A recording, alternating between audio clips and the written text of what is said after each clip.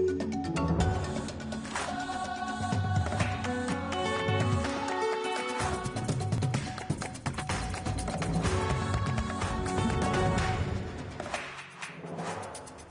30 septembre 2016, bienvenue à toutes et à tous. Bonsoir Marie. Bonsoir Elias, bonsoir à tous. Marie, les bananeraies de la Martinique n'oublieront pas de sitôt le passage de Mathieu. Elles ont plié sous la tempête sur la côte atlantique. Certaines exploitations ont été ravagées par les vents. Un bilan désastreux pour les cultivateurs. En Martinique toujours, Bernard Cazeneuve promet plus de sécurité. Le ministre de l'Intérieur est attendu ce soir en Guadeloupe, le département le plus meurtrier de France. Et puis, plein feu sur la comédie musicale Timéo à découvrir à Paris. Dans le rôle titre, un Martiniquais de 17 ans, il incarne un jeune homme handicapé qui se rêve en acrobate. Et puis à la fin de cette session d'information, rencontre avec Marc Bressan. Vous ne le saviez peut-être pas, mais l'écrivain qui a produit une quinzaine d'œuvres en moins de 20 ans n'est autre que Patrick Imaos, l'un des fondateurs de TV5 Monde. Alors dans l'un de ses livres, eh bien, il rend hommage à l'un de ses ancêtres réunionnais. Regardez. De la Restauration, il clamait que les Réunionnais avaient droit à leur liberté, ils avaient le droit de disposer des mêmes libertés civiques et civiles que les métropolitains, et qui clamait que les Noirs et les Blancs étaient égaux. Tranche de vie à retrouver dans un quart d'heure. Mais d'abord, la vigilance orange qui a été levée à la Martinique. Mais 19 000 abonnés sont toujours privés d'électricité et 3 600 privés d'eau. Résultat, dans certaines communes de l'île comme à Schœlcher, eh bien, les écoles sont restées fermées aujourd'hui et ne rouvriront leurs portes que lundi prochain. Alors, sur un plan purement économique maintenant, eh bien, les planteurs de bananes demandent aujourd'hui l'état de catastrophe naturelle. Ah oui, parce que beaucoup de leurs exploitations n'ont pas résisté, elles non plus, au passage de Mathieu, surtout sur la côte nord-atlantique. Le vent a fait plier les bananiers. Certains planteurs ont tout perdu. Et d'Ilia Eugène Mormin avec nos confrères de Martinique Première. Irrécupérable, plusieurs hectares de bananeraies déchiquetés sous la pression des rafales de vent. L'agriculteur est à bout de souffle, dépité face à l'ampleur des dégâts. Il tente de sauver les meubles sans conviction. La banane Cavendish et la banane, comme on dit, banane jaune ou banane créole, n'a pas la même résistance. Il faut savoir que tous ceux qui ont des bananes créoles ou bananes jaunes sont sinistrés. Donc c'est une année qu'il faut savoir qu'il n'y a pas de sous qui vont entrer. Un véritable coup dur pour la filière qui s'apprêtait à battre un nouveau record de récolte, 210 000 tonnes de prévisions pour 2016, du jamais vu depuis 10 ans. Beaucoup de planteurs vont souffrir à cause de ça. Moi, je crois que là, rapidement, peut-être que certainement les organismes qui sont en relation et qui sont responsables peuvent porter soutien à ces agriculteurs. Car une grande partie de l'économie martiniquaise repose sur la production de bananes. Les agriculteurs espèrent obtenir l'état de catastrophe naturelle. Et puis à l'étranger, la tempête n'a pas épargné l'île de Saint-Vincent où un adolescent est mort dans un éboulement. Mathieu, depuis renforcé en ouragan et menace désormais les grandes Antilles, notamment la Jamaïque et Cuba. Et Bernard Cazeneuve, de passage aux Antilles, a félicité le préfet de la Martinique pour la gestion de la tempête Mathieu. Le ministre de l'Intérieur doit annoncer la création de plusieurs postes de policiers avant la fin de l'année et la construction du nouveau commissariat de Fort-de-France. Bernard Cazeneuve est aussi très attendu en Guadeloupe.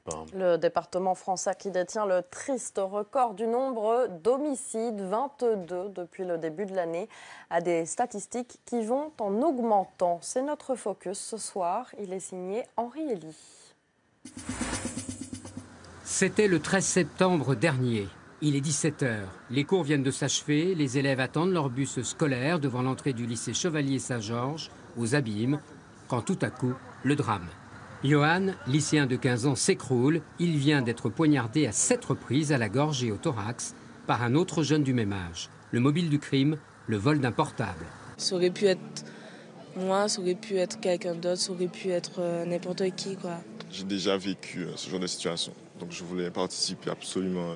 Ce crime est le 22e homicide depuis le début de l'année dans l'archipel guadeloupéen. 2015 avait battu hélas tous les records avec 45 victimes.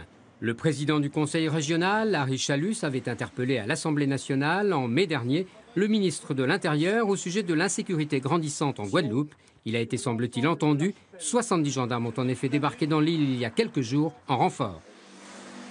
Il fallait prendre des mesures immédiates pour occuper davantage le terrain et mettre hors d'état de nuire les auteurs des faits délictueux, les voyous. Dans les quartiers sensibles comme ici dans la cité de la Boucan à Sainte-Rose, des patrouilles mixtes composées de gendarmes et de policiers circulent dans les rues de la commune. Peut-être là une réponse à la délinquance. On est vraiment dans notre rôle, ce rôle préventif, puisqu'en passant un petit peu dans les rues, on discute avec la population, on rassure un peu la population. Et ça permet de diminuer un petit peu ce climat d'insécurité. Un dispositif que le préfet de région souhaite généraliser dans tout l'archipel, avec pour seul objectif faire baisser la courbe de la criminalité. La violence aussi à La Réunion avec l'interpellation cet après-midi d'un homme qui projetait l'agression d'un fidèle à la sortie d'une mosquée dans le sud de l'île. Le déséquilibré armé d'un couteau de cuisine a été rapidement intercepté par les gendarmes et les policiers à l'aide d'un taser. Et toujours à La Réunion, cette agression dans un lycée du port. Un élève de 15 ans a frappé un professeur dans une salle de classe. L'enseignant a été secouru par un collègue, lui aussi violenté. C'est la une d'Outre-mer Express par Thierry Ravalet. Regarde comment c'est bien pété là. Cet enseignant du lycée Jean Inglo à La Réunion a été agressé hier en plein cours. Pour avoir simplement demandé à un élève de 15 ans de respecter les consignes de sécurité, il sera roué de coups. On lui demande de rester calme dans ce genre de situation. Et là, donc, je prends un coup de tête, donc il m'explose le nez. L'histoire de l'agression circulerait déjà sur Facebook. L'enseignant déplore le manque de soutien du rectorat. Le CE extraordinaire de KNS, l'usine du Nord en Calédonie, a permis d'officialiser la suppression de 140 postes. Pour l'instant, les élus refusent de se prononcer. Dès qu'on donne un avis, la société peut acter des licenciements économiques. Et ça, on veut attendre, comme je l'ai dit tout à l'heure, qu'il y ait l'expert comptable qui arrive. Les syndicats attendent aussi mardi la décision du référé contre le plan de licenciement économique. En visite officielle à Mayotte, la ministre des Outre-mer, Erika Barèche, a annoncé des mesures dans la lutte contre l'immigration. Un nouveau patrouilleur militaire devrait arriver sur zone et le dispositif radar sera amélioré. Aujourd'hui, ils sont tellement performants qu'ils peuvent détecter différentes choses. Donc nous voulons la bonne détection pour pouvoir intervenir efficacement. Le 101e département français est confronté à une forte immigration en provenance des Comores. Mayotte détient le record de France des reconduites à la frontière. Nous sommes vendredi, il n'est pas loin de 19h et Marie Radovic a faim. Alors donc pour vous mettre en appétit, voici la finale du concours Master Marmite, une compétition culinaire qui met aux prises 4 cuisiniers réunionnais sous le regard d'un grand chef. Allez, la cuisine adoucit les mœurs, n'est-ce pas? Alors les 4 finalistes du concours se sont retrouvés à Paris cette semaine pour revisiter en compagnie du chef Yves Candebord de l'un des grands classiques de la cuisine réunionnaise, le Vous avez un blanc, le curry poulet. Résultat. Parce qu'il n'y a pas que le curry poulet, Marie Radovic, vous savez. Bon, là, c'était le curry poulet. Et le résultat, eh bien, c'est un reportage savoureux signé Diego Badia et Nordine Bensmail. Un dernier geste minutieux et l'assiette est enfin prête. Doré, croustillant, une odeur qui fait saliver, ce curry poulet revisité a des allures de plat gastronomique. J'ai appelé ça un curry zoréole, curry poulet zoréole. Pourquoi? Parce que comme c'est un mélange de métro plus créole, mais je voulais appeler ça comme ça. Depuis 3 heures, Yves Candebord et ses apprentis s'affairent en cuisine. Là, c'est de sel, poivre et curcuma. Voilà. Découper les légumes, rissoler le poulet, cuire le riz, l'occasion d'échanger de précieuses techniques sur les différentes façons de préparer un curry. Une fois que je leur ai bien caramélisé, je vais les mettre à cuire dans la tomate. Parce que vous, en général, vous faites l'inverse. Vous démarrez comme ça et après, vous rajoutez à fur et à mesure. Je vais essayer de réutiliser et aussi d'essayer avec d'autres produits et de ramener un petit peu à ma sauce sociale. Pas question pour le chef de dénaturer ce plat typique. Il lui faut respecter l'essentiel. Mon but, c'est de rendre une assiette vraiment esthétique, gastronomique, en conservant l'origine du goût. C'est depuis tant petit, on est habitué à manger le curry. C'est notre tradition. C'est notre tradition et on adore ça. Tradition, j'ai manger. Tradition, riz, Grain, Kari, Bret et Rougail. Donc là, alors là, ça marche rien. Donc là, Se rencontrer autour du patrimoine culinaire, c'est le but de la Société réunionnaise de logements sociaux qui organise le concours Master Marmite. Hein je le mets à cuire. L'objectif de Master Marmite, c'est vraiment d'être dans du concret pour créer du lien social avec nos locataires. La cuisine, c'est vraiment une valeur de partage. En particulier à La Réunion, où tous les dimanches, vous rencontrez sur les plages et dans les forêts toutes les familles qui font le curry au feu de bois. Une matinée pour peaufiner sa recette et apprendre à travailler ensemble avant de s'opposer en finale le 16 octobre à Saint-Denis de la Réunion. C'est officiel, Elias, je vous ai donc inscrit à la prochaine session du concours. Voilà, donc vous serez présent J'attends à la finale. beaucoup de vous. Mais je serai présent à la finale, mais je vous ferai cette fois-ci un rougail saucisse poulet. Ça existe. Alors, c'est l'événement culturel de la rentrée au Casino de Paris, le spectacle Timéo, mis en scène par Alex Good. L'animateur télé n'a pas imaginé une simple comédie musicale. Ici, on parle de différence et de tolérance. Et le héros de ce spectacle, c'est un jeune homme en fauteuil roulant. Timéo, c'est lui. Il rêve de devenir acrobate, un rôle interprété par un Martiniquais de 17 ans, Mathias Rommel. Nathalie Sarfati, Denis Rousseau-Caplan et Daniel Kelly.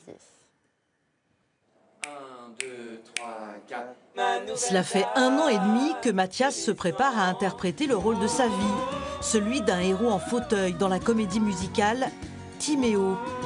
À quelques minutes de la générale, dernier accord voix avec David, son coach. Ça te va ? Ouais, ça me va. Grâce à lui, j'ai pu, j'ai pu apprendre beaucoup sur moi et aussi beaucoup sur le chant et je me suis beaucoup amélioré. Il y avait un ingrédient important qui était l'envie. L'envie, le plaisir de chanter. Chanter, pour lui, c'était une forme de liberté par rapport à ces situations. Mathias est à fond dans le spectacle. Un miracle pour ce jeune Martiniquais de 17 ans qui a perdu l'usage de ses jambes il y a 3 ans. Son histoire se rapproche de celle de Timéo, un jeune garçon handicapé qui rêve de devenir acrobate.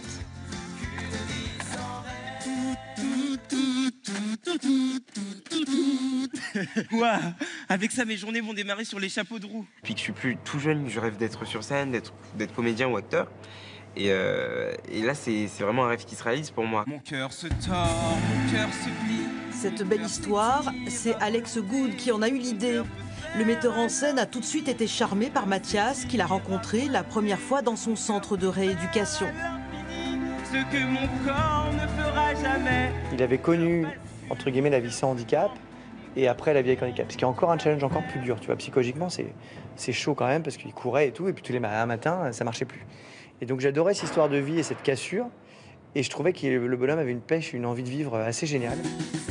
Au-delà de l'histoire, Timéo délivre un formidable message de tolérance avec une devise « Être différent, c'est normal ».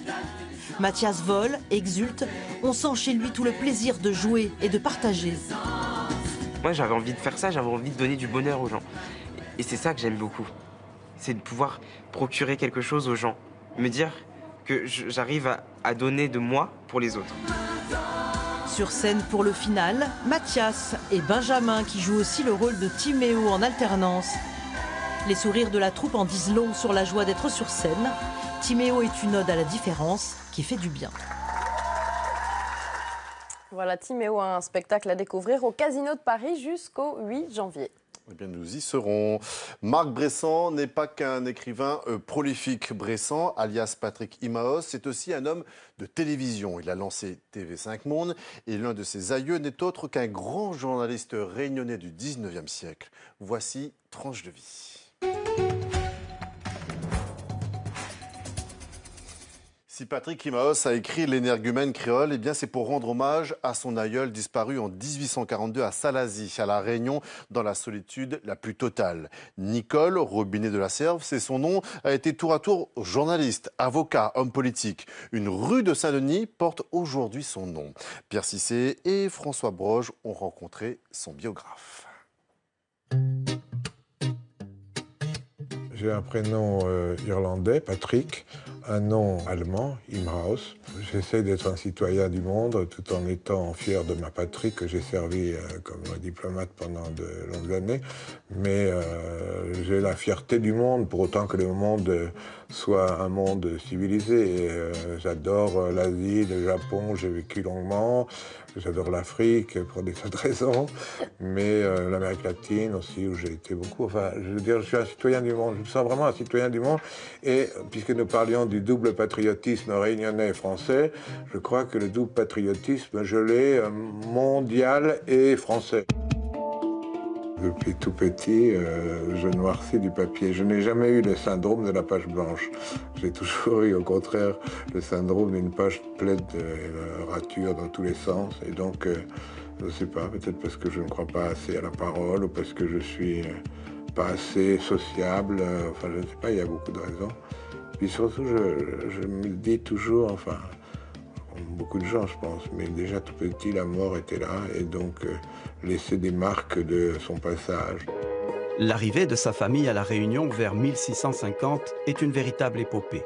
Enfant, Patrick Imos écoute le récit de la vie de son aïeul, dit par son oncle. Donc il racontait ça comme l'histoire d'un prince charmant, une sorte de Robin des Bois, qui avait atterri dans cette île avec une princesse malgache.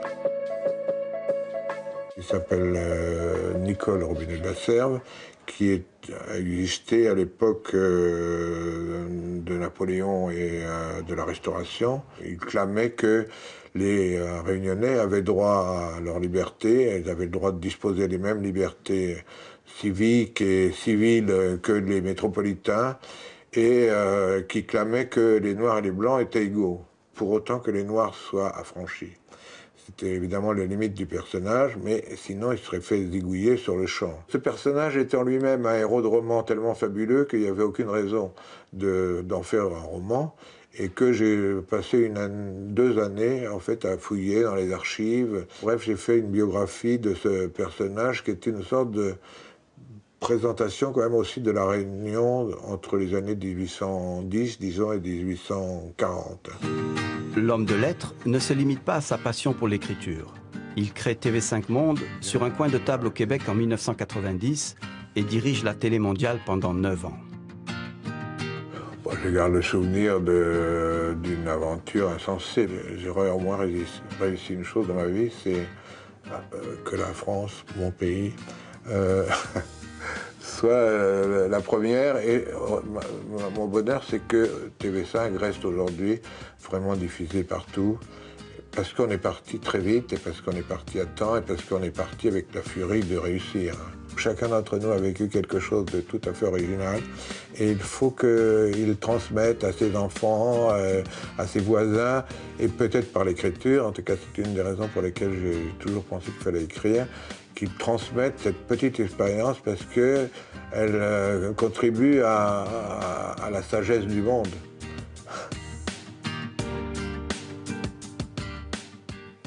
Voilà, fin d'Infosoir. Merci de votre attention. Ce week-end Infosoir sera tout en images à 18h30, bien sûr. Et puis lundi, vous retrouverez Elias, évidemment, en compagnie de Karine Sic aux Zabulons. Et l'info des Outre-mer continue sur lapremière.fr et franceau.fr. Sur Franceau, toujours à 20h50 ce soir, ne manquez pas l'esprit de famille avec Michael Youn, à ne pas confondre avec... Famille d'accueil. Ou la Smala Sandal. Voilà, bravo. Ce n'est pas le même casting. Ouais, vous avez Rien une à voir. belle culture télévisuelle. Merci Je Marie. maîtrise. Très bonne soirée à tous, très bon week-end et à bientôt. À bientôt.